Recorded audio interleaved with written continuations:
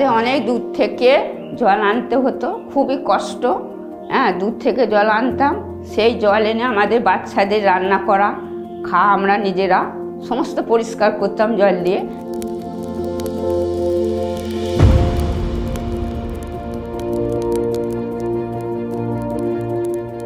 কেন জল থেকে আমরা মুক্ত পেয়েছি, জল থেকে সব বাচ্চাদের পরিষ্কার, মায়েরা পরিষ্কার। বারবার এখানে ডায়রিয়া হতো, বাচ্চাদের পেটে কৃমি হতো।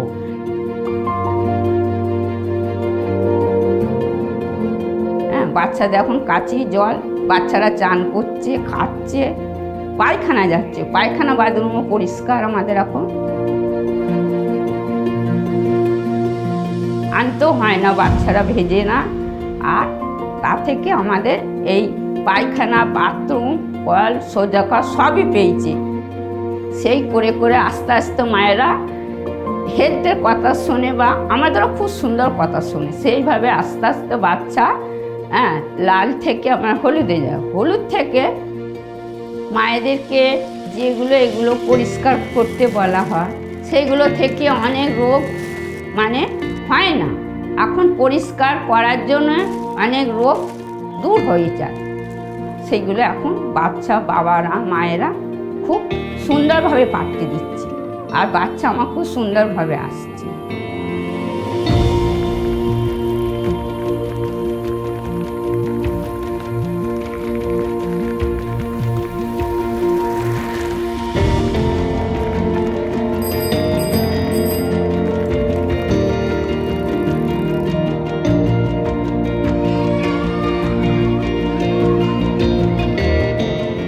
প্রথমে যে থাকেনি এটা নয়, ছিল, কিন্তু ব্যবহারে অনুপযুক্ত ছিল।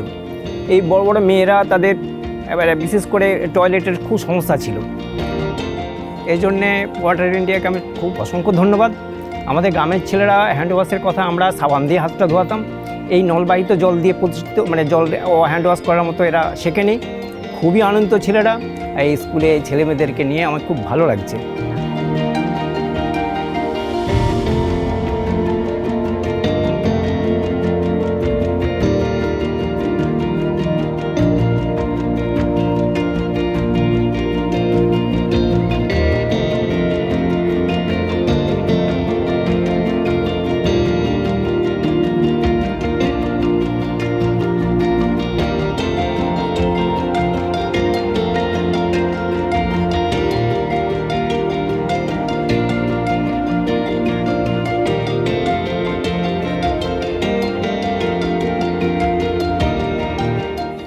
আগের থেকে ক্যাবিনেট হয়ে সব নিজে নিজের দায়িত্ব পালন করছে।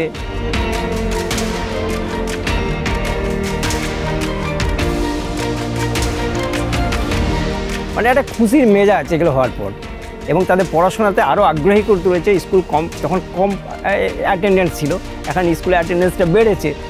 আমরা এর আগে ওটার অনুষ্ঠান করেছিলাম, সেই আমাদের প্রতিষ্ঠিত ছেলেটা সেই সময় এসেছিলো। এই স্কুলে ছেলেমেয়েদেরকে নিয়ে আমার খুব ভালো লাগছে।